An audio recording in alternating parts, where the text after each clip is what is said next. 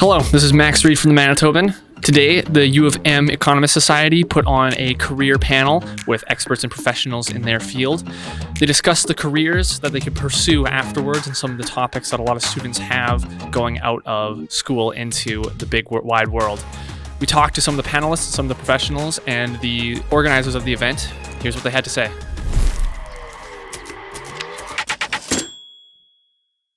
We are here with Abby Proctor, the president of the UM Economic Society. We were just here at the Careers in Economics. How did it go today? It was fantastic. We had a lot of extra pizza, but our mentors had some really great insights, and our members were asking great questions, and we had a little presentation from Career Services for those questions that went unanswered or couldn't be answered by our presenters. And yeah, I think it was all in all a really great day. So it seemed like the presenters had a lot to say. They seemed to come from different walks of life. Was there a kind of like a criteria for bringing some of these panelists out, or was it just whoever is ambitious enough? That's a good question. All of our panelists have experience in economics, in the field of economics, and their degrees are related to economics. Some of them are master's students here at the U of M. Some of them got their economics degree at the University of Waterloo. But yeah, everybody here has been working in the field of economics, and that's kind of what we wanted to do with today's event, is how can we help people decide what careers they want in economics, because economics is such a broad field, but I think this event really helped us decide like what jobs are available to econ students, so yeah. How did you help contribute to putting this on here? Yeah, for sure. So I actually was able to bring in one of our panelists, who happened to be my mother. She's an assistant deputy minister with the provincial government. She was kind of one of the reasons why I had an interest in economics to begin with, because when I started out my education here at the U of M, I didn't know what I really wanted to do. And she kind of helped bring me into that field. And now I realize, hey, public policy is pretty interesting. At both the micro and the macro level, I find that pretty interesting in terms of economics. Econometrics is really interesting, using both linear and nonlinear regression models to do analysis on populations. I find that really interesting. So that was kind of how I got into economics. And then, as well as working with my team here at the Economic Society, we were able to bring in the other three panelists, and we put on a really great event. I'm very proud of what we did.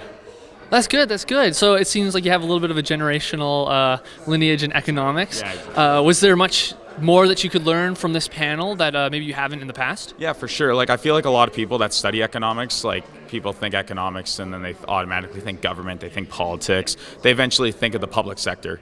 One of our panelists, Toby, she works in the private sector. And for me, I also would be considering, working in the private sector, doing wealth management, financial planning, stuff like that. So seeing how economics can take you into the private sector as well as the public sector was something that I didn't really know existed up until today, and now I really got that information, and it's kind of helping me understand where my degree can really take me. Did this panel help clear things up that you maybe were cloudy about before, or did it just confirm things that you already thought? Yeah, so it definitely opened up my mind to new things, as well as facilitated stuff I already knew. Like I said, the master's programs in economics take you very far, especially in the public sector. But then I also learned today, like, the bachelor's degree takes you far as well.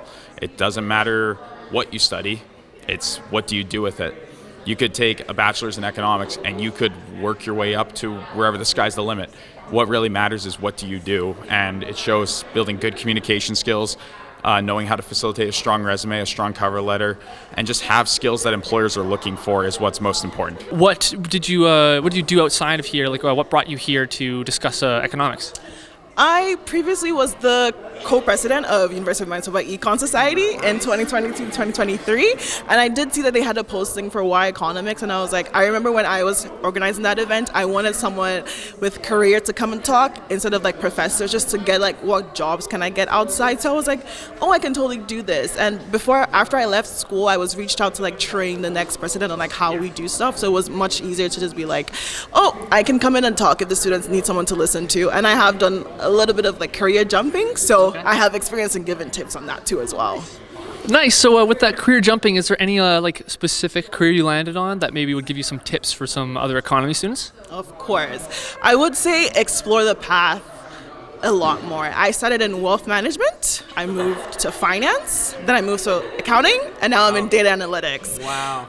they're all connected in their own little way. So you should never think like once you started something, you have to continue there.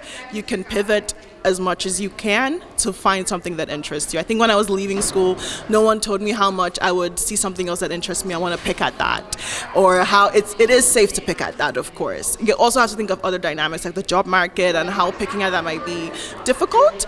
But you do have the opportunity to grow and change as much as you want. Was there any like kind of through line with some of the questions that you were asked today? Like, was there anything relating to new entries coming into economists? Was there maybe some people looking about school questions? Was there anything like that? Oh, definitely. Someone walked up to me to ask about if she should be economics and society or economics and econometrics, and I just asked her one simple question: do you like math or English? Like, I feel like that's if you like math, go to econometrics. If you like English, please do economics and society and the essays. You do build up your math skills there and coding skills, but you're also doing a lot of essays and English, things like that, because there is a pressure to do like economics and econometrics because like it seems more marketable. But I have seen people do economics and society. They work with like the prime minister, they work in government. Like, it can take you places. So ask yourself that fundamental question and then move on. Yeah. Kind of seeing the different levels of experience, student to kind of like new entry level to very experienced people. Was it nice seeing the collaborations across a wide spectrum of experiences? Yeah, it definitely was. And I was actually very surprised to see that a lot of the answers from the entry level positions all the way up to the senior managers were quite similar. So actually there's kind of many ideas that are translatable across the board. And it's good to see that even at the entry level, people had the same kind of core values as the people at the top. Nice. And to kind of wrap up, was there a question or an answer that kind of felt that impacted you the most, either from a student or from one of the panelists? That's a bit of a tricky one. I think one of the questions that I found was I had a good answer for, especially was related to, is AI coming kind of for my job and what can I do about it? And I think I answered it well by saying, use AI to your advantage and really learn to work with AI, but also use it in a way that helps you build skills and not replace your job. Because if you demonstrate that you're replaceable, why wouldn't an employer replace you with a computer? Awesome. Well, thank you very much for your time. Thanks so much.